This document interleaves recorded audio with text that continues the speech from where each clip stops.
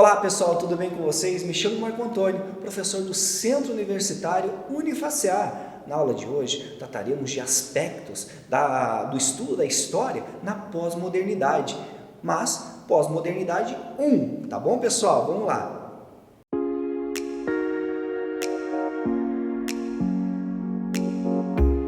Vamos lá, iniciando falando com vocês. Olá, aluno Unifacear, seja bem-vindo à aula sobre história e pós-modernidade, Foi dito que cada geração tem o direito de reescrever a história na esfera acadêmica, Tá errado ali, pessoal? É um casinho. A revisão das maneiras de compreender o passado é parte da tarefa do historiador profissional.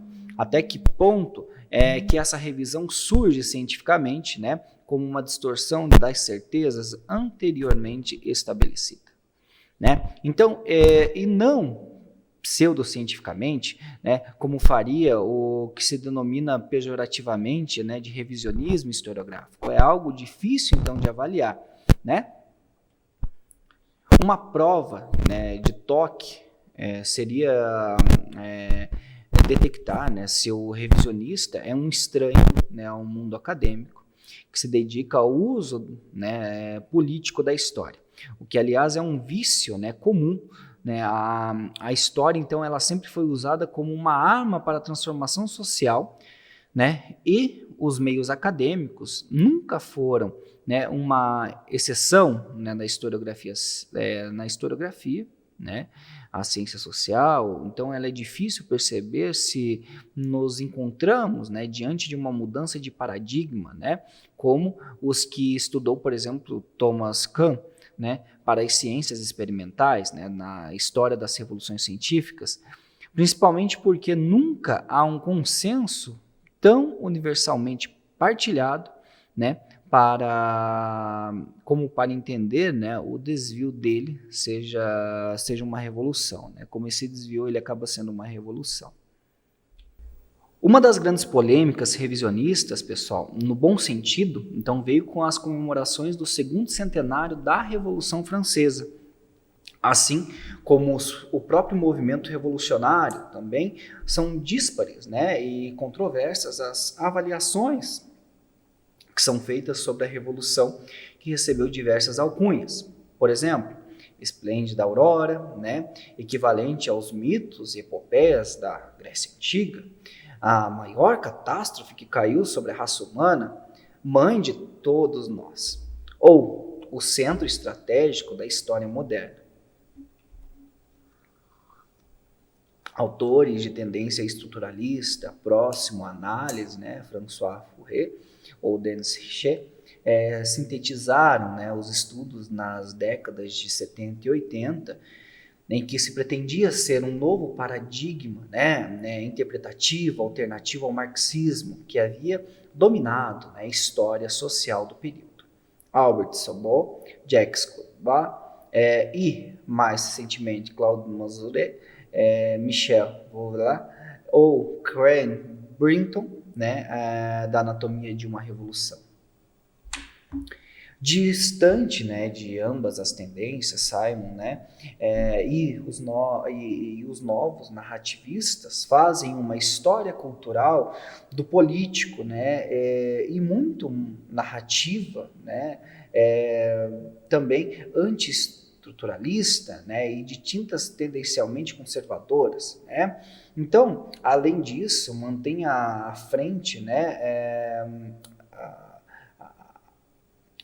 algumas dessas histórias, desse novo pensamento, são colocados por esses autores.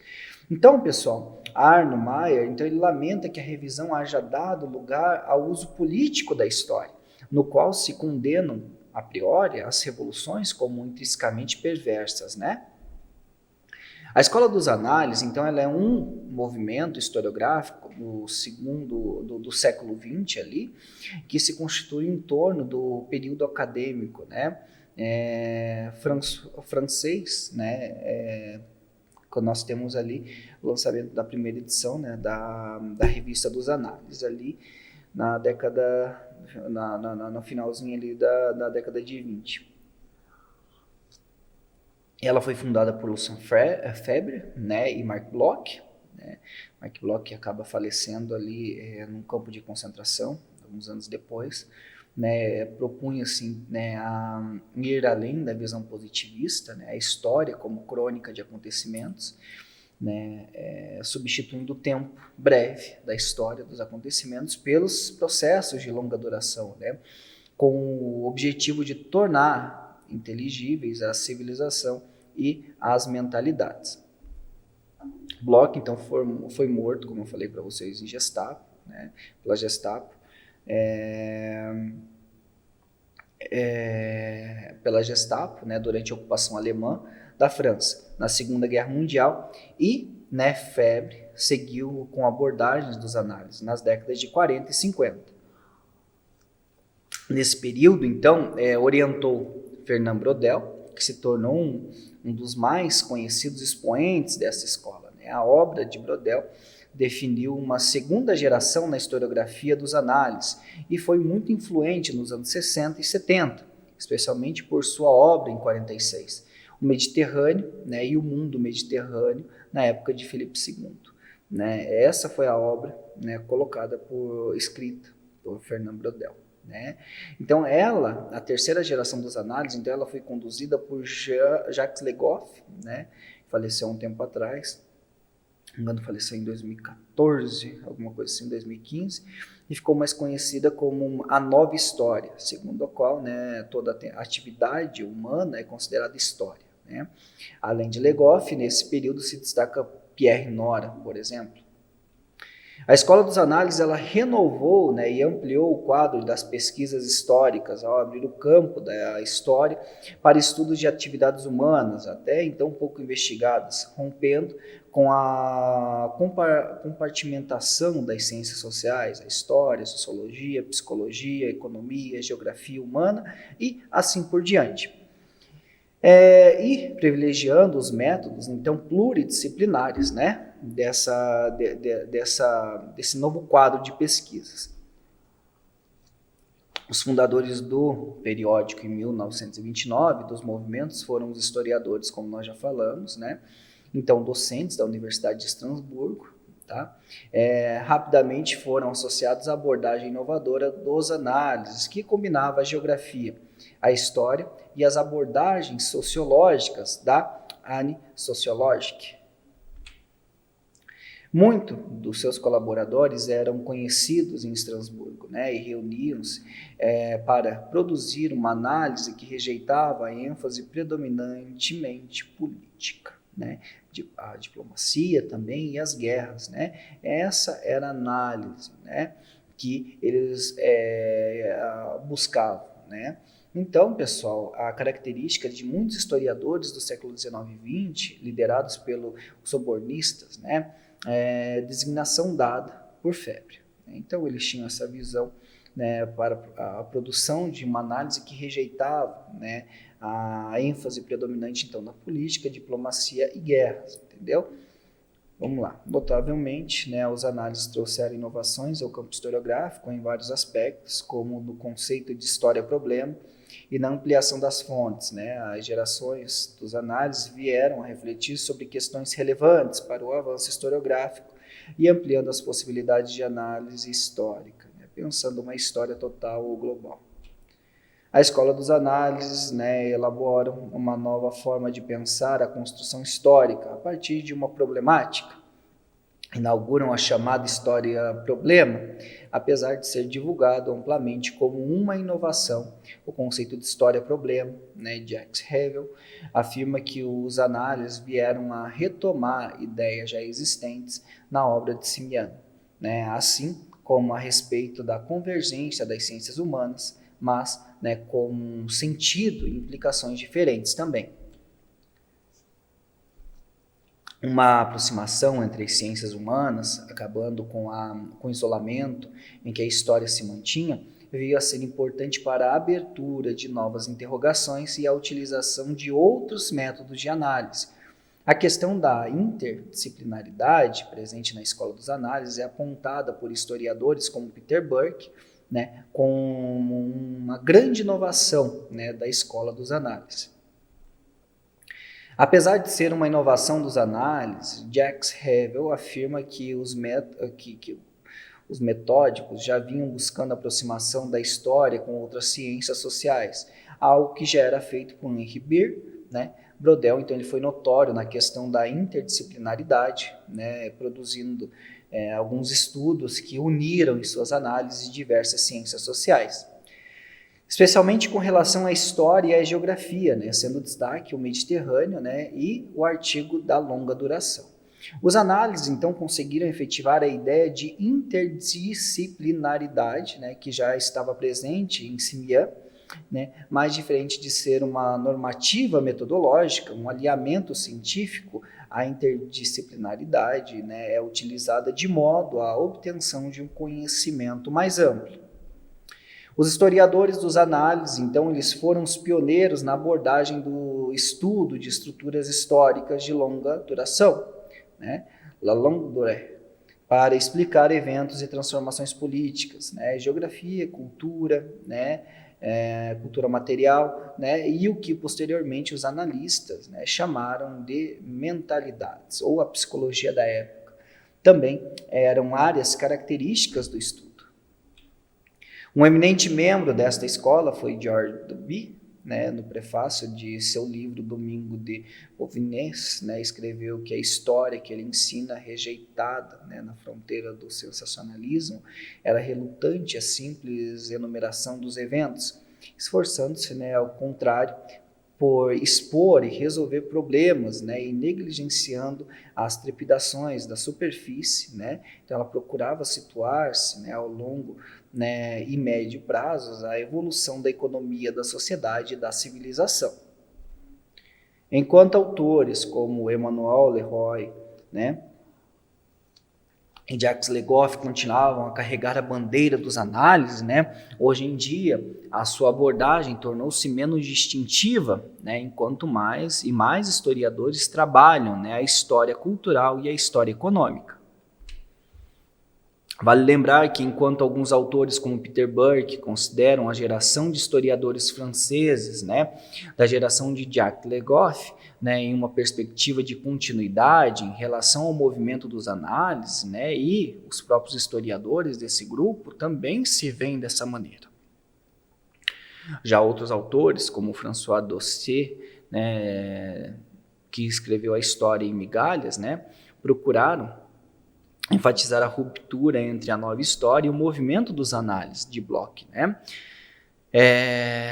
Para Dossier, né, por exemplo, o princípio da história total, tão zelosamente cultivado por Bloch, né, Febvre e Brodel, teria sido traído por uma perspectiva historiográfica fragmentada, que já seria típica, né, dos historiadores ligados à nova história.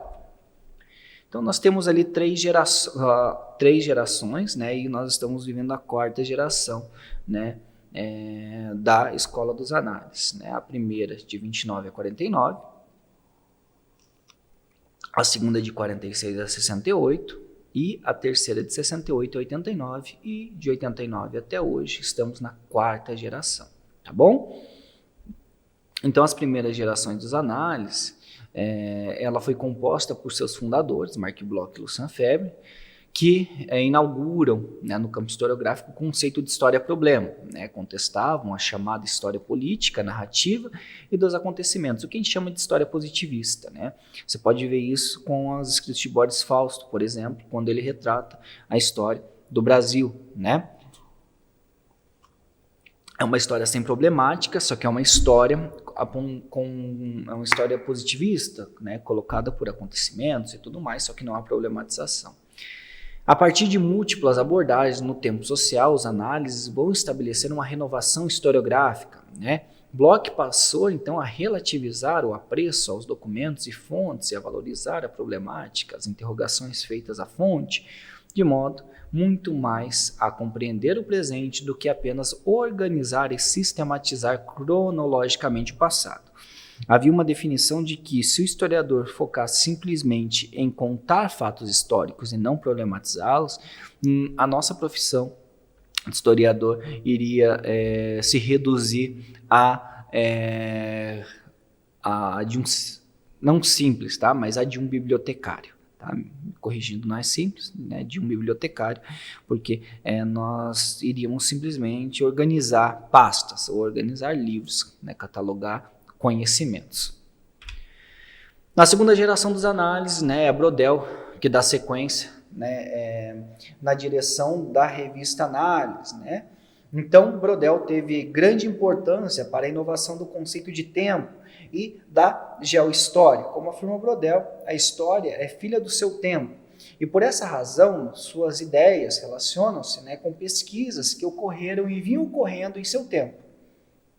A influência de Rank na disciplina é percebida de forma negativa. A história produzida sob sua percepção é vista por Brodel como uma história sem contexto, vinculada à filosofia da história e à ideia do eterno retorno. Rank, pessoal, ele trabalhava com a questão e o conceito de verdade oficial. Então ele trabalhava somente com documentos oficiais, não havia, ele catalogava as informações e contava o que estava dentro dos documentos oficiais. Não havia uma problematização e nem questionamento se aquilo realmente ocorreu ou não, ou se ocorreu da forma como estava no documento, tá bom? Na terceira geração dos análises, né, ela foi composta por diversos historiadores, entre eles Jacques Le Goff e Pierre Nord. Então, Le Goff, aluno de Febvre e Bloch, né, Brodel afirma que os interesses de Bloch e Febvre, né, com a revista Análise, né, era construir uma nova história de esfera internacional. Mesmo reconhecendo que os análises tiveram inspiração em diversas revistas, como Revue Historique, Revue de Santé e Butter Jacks, essa eu não vou saber falar, e a outra também lá, pessoal. Só obrigado também, né, pessoal? Cadê? Le Goff, então, ele afirma que o trabalho de Bloch e Febvre na construção dos análises é de grande originalidade e produziu uma ruptura historiográfica. Eles teriam estabelecido um novo paradigma historiográfico. Divergindo em partes, né, com Le Goff, Peter Burke afirma que este novo fazer histórico já vinha sendo pensado e produzido em trabalhos na Alemanha, como Gustave Smoller e Karl Lamprecht, né, e na França também com Henri Husserl e Paul Mantoux. Segundo Peter Burke, a revista das análises foi pensada com o intuito de exercer liderança intelectual no campo da história e sua principal inovação está na abordagem interdisciplinar. Então, Le Goff e Pierre Chenot afirmam que a história, né, que a história, enquanto ciência, é fruto do trabalho dos análises e que se inicia em 1929. Por quê? Porque antes disso, não somente a história, mas as ciências humanas passavam por uma crise, né? A crise de se encontrar como ciência, tá? De ter um movimento que lhe dê essa característica de ciência, né? O que é a ciência e tudo mais. O interessante, pessoal, é que nós temos que pensar, né, sobre essa reflexão da escola dos análises, né? Como que se deu, né, a construção de uma revista que hoje influencia o nosso olhar sobre a história, né? Santos, né, ele escreveu que foi através de encontros aos sábados, né, entre vários docentes da Universidade de Estrasburgo, que surgiu a análise, né, a revista dos análises, esse movimento, né. Então, surgiram de encontros aos sábados entre filósofos, sociólogos, historiadores, geógrafos, juristas e matemáticos, docentes dessa instituição, na cidade ao nordeste da França, né. Então, pessoal, quando a gente vai pensar na escola dos análises, né, nós temos que pensar que foi um movimento historiográfico que surgiu na França durante a primeira metade do século XX, como eu já apresentei para vocês. E desde o século XVIII, quando a história passou a ser notada como ciência, né, os métodos de se escrever e pensar sobre história conquistaram grande evolução. A historiografia, então, ela passou por grandes modificações metodológicas, que permitiram maior conhecimento através da incorporação de novos tipos de fontes de pesquisa. Ainda assim, no início do século XX, questionava-se muito sobre uma historiografia baseada em instituições, né? E nas elites, né, a qual dava muita relevância a fatos e datas, de uma forma positivista, sem aprofundar grandes análises de estrutura. Os colaboradores dos análises, então, pessoal, eles queriam ir além dos textos, aprofundar-se numa problemática. Os colaboradores dos análises, eles assumiram um esforço de ampliar as fontes e os métodos, né? Ir além dos textos, incluir estatísticas, referências da linguística, da psicologia, da arqueologia, demonstrar interesses pela natureza, pela paisagem, pela população, pela demografia, pelas relações de troca, pelos costumes, rejeitar o factual em benefício da abordagem e compreensão da longa duração, né? De acordo com Porto, a escola dos análises ela foi uma reação ao historicismo. A escola dos análises ela foi a grande reação ao historicismo, né, e de grande difusão internacional do campo da historiografia. Nos estudos sobre a escola dos análises, né, a sua trajetória está estabelecida em 3 gerações, como nós vimos, né, e estamos vivenciando a 4ª geração.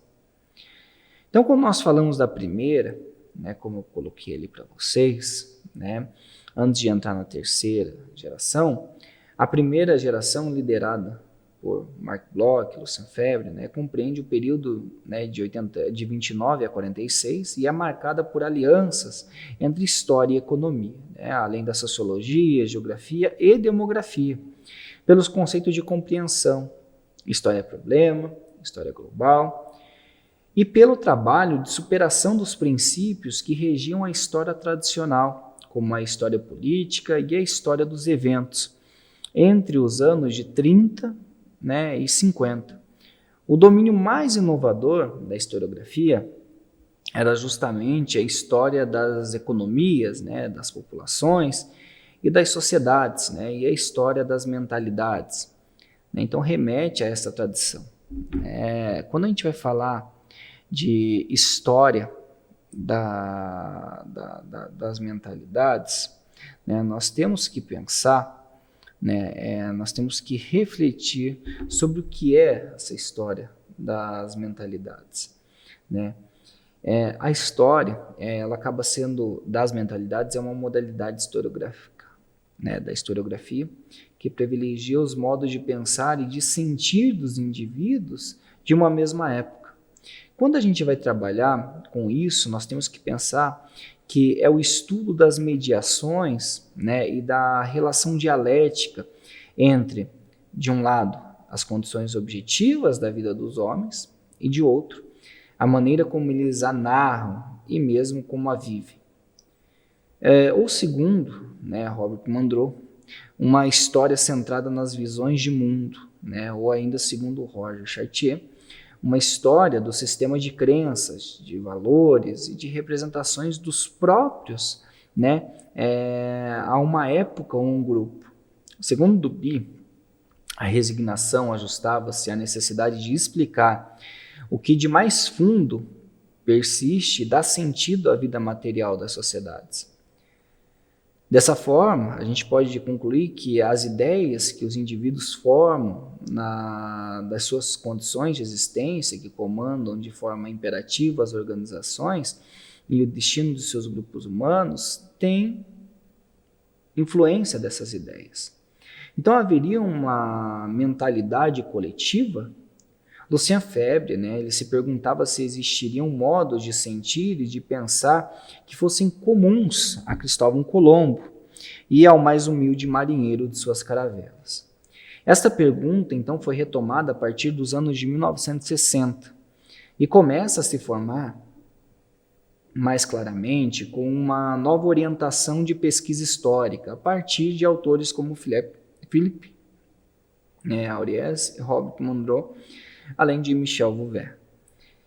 Deve-se ainda ter em vista que a história das mentalidades ela associou-se também ao conceito de longa duração ou tempo longo, característico então da escola dos análises, tal como é compreendida por Fernand Braudel.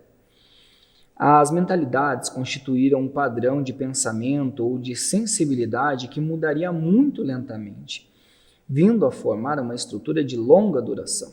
Objetos típicos da história das mentalidades seriam as sensibilidades do homem diante da morte, a história dos grandes medos, né, dos seres humanos, de diversos períodos, né, da feitiçaria e tantas outras que, à época em que começara a aflorar a história das mentalidades, pareciam, né, constituir temáticas exóticas para os historiadores, que se dedicavam a temas historiográficos mais, né, tradicionais. Alguns autores postulam que a história das mentalidades apresentavam, né, como características precursores dois grandes historiadores ligados à escola dos análises. Mark Bloch, que publicou em 1922 os Seis Taumaturgos, né, uma outra comparativa que examinava a relação entre a crença no poder curativo dos reis e a autoridade das grandes dinastias francesas, inglesas, né, e Lucien Febvre, que publicou O Problema do Ateísmo no século XVI, né, A Religião de Rabelais, né, obra na qual já defendia a tese da história como estudo interdisciplinar. Né. A partir de meados de 1980, na França, muitas das temáticas antes abordadas pela história das mentalidades começaram a ser abordadas pela história cultural. Então, pessoal, né, quando a gente vai falar desse contexto, né, nós temos que pensar, então, né, que alguns autores, então, eles, né, como nós já falamos, acabavam colocando e apontando algumas características, né, e a partir desses pensamentos, né, nós temos ali, né, que a segunda geração dos análises, então, ela constituiu uma escola ao entrar em conceitos e métodos mais definidos, né?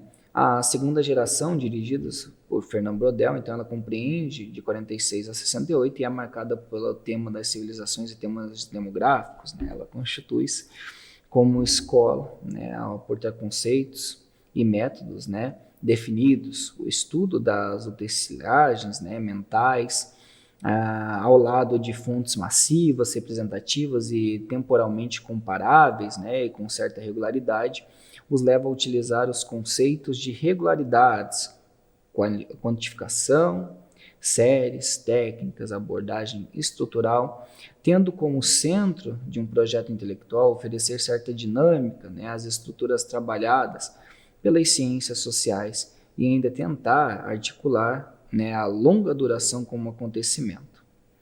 E aí nós chegamos na terceira geração, que diferente das demais gerações, não apresentou nenhuma marca pessoal. Né?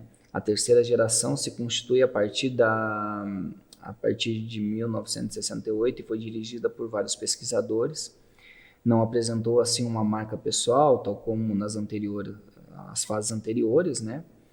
Uma de suas formas mais visíveis foi como a história, né, das mentalidades que terá seduzido a geração de seus acenos, né, de profundezas, a reconstituição de comportamentos e expressões, né, às vezes silêncios, né, que traduzem as concepções do mundo, né, e as sensibilidades coletivas, né, as representações, imagens, né, mitos e valores. Todos, né, partem de uma psicologia coletiva. Né? Então, de acordo com o Júnior, as influências deixadas nos análises, elas acabam sendo sentidas até hoje. Né? Por quê? Isso é o que eu vou apresentar um pouquinho mais para frente para vocês, assim que nós finalizarmos aqui, falando da quarta geração. Então, pessoal, depois que eu apresentei para vocês essa questão da quarta geração, falando de Mark Bloch, Lucien Febvre, que são os principais nomes no contexto geral da escola dos análises, de todas as gerações, nós devemos pensar que a escola dos análises, ela deixou sua marca bem notável da historiografia desde então e continua existindo até hoje. Né? Desde seu surgimento, passou por 4 fases, né? E teve grandes nomes como representantes, né, como representantes ali, né, e como nós apontamos, né, a primeira delas, a fase de fundação, né, nós temos Marc Bloch e Lucien Febvre. Na segunda fase, nós temos Fernand Braudel.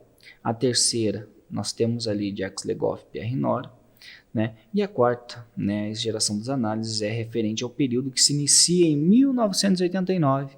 Nesse período, há um desenvolvimento notório, né, da história cultural, e os grandes nomes que a representam são, por exemplo, Georges Duby e Jacques Ravel, né? Quando a gente vai falar, então, né, desses processos de concentração dos análises, nós temos que pensar que a segunda geração, é o que eu acredito, ela foi muito importante, né, pois ela se dedicou a criticar a percepção do tempo histórico, que privilegiava o indivíduo e, né, o acontecimento, né, que, por sua vez, foi entendido como explosivo, ruidoso, nada mais que fogo de palha, e que se caracterizaria, né, por promover uma narração dramática, precipitada e de pouco fôlego. De acordo com Santos, né, a revista, né, a partir da segunda geração dos análises, sofre mudanças de nomenclatura, né? Isso ficou sob a direção de Fernand Braudel, né, que se esforçou em levar adiante os projetos de geração anterior, né, dos análises, e contou com a colaboração de estudiosos como Ernest Labrosse, Pierre Courbet, Georges Deby, Pierre Chanot e Robert Mandois, né, conforme relatos dos autores, né, a segunda geração dos análises priorizava a longa duração, lançou mão também de conceitos a partir do rumo da totalidade social. Foi o momento em que os estudiosos lançam mão de conceitos e abordagens, né, oriundos da demografia e etnologia, né. Então eles compreendiam que existia uma relação de reciprocidade, de pertencimento entre as esferas da economia, da política, da cultura e da sociedade, né. Eles se utilizavam, né, de tabulações e programas de computadores. Consolidava-se assim um método comparativo que versou sobre o tempo mais longo e maiores extensões de espaços, né, ou seja, preconizavam, né, a longa duração. Paulo Oliveira e Casimiro, né, apontam que Fernand Braudel foi o sucessor de Febvre, e ele acreditava que todas as estruturas estão sujeitas a mudanças, mesmo que num processo lento. A segunda geração dos análises foi protagonizada por Braudel, que sucedeu Febvre como diretor efetivo da revista. Para Braudel, a contribuição especial do historiador, né, as tendências sociais, a consequência, né, a consciência de que todas as estruturas estão sujeitas às mudanças, mesmo que lentas, né, era algo colocado. Ele desejava ver as coisas em sua inteireza, por isso era impaciente com fronteiras, né, separassem elas regiões ou ciências.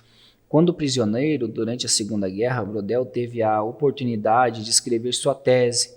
Seus rascunhos eram remetidos para Febvre, que recebeu forte influência que o direcionavam para a geohistória. A obra, com o título Mediterrâneo Filipe II, de grande dimensão, era dividida em 3 partes, cada uma, né, exemplificando uma diferente forma de abordagem do passado. Primeiro, uma história, quase sem tempo, de relação entre o homem e o ambiente. Segundo, a história mutante da história econômica, social e política. E o terceiro, a trepidante história dos acontecimentos, né? É interessante falar que os análises começaram com uma revista de seita herética, segundo Burke. É necessário ser herético, declarou Febvre em sua aula inaugural. Depois da guerra, né, contudo, né, a revista transformou-se num órgão oficial de uma igreja ortodoxa. Sob a liderança de Febvre, os revolucionários intelectuais souberam conquistar o establishment histórico francês.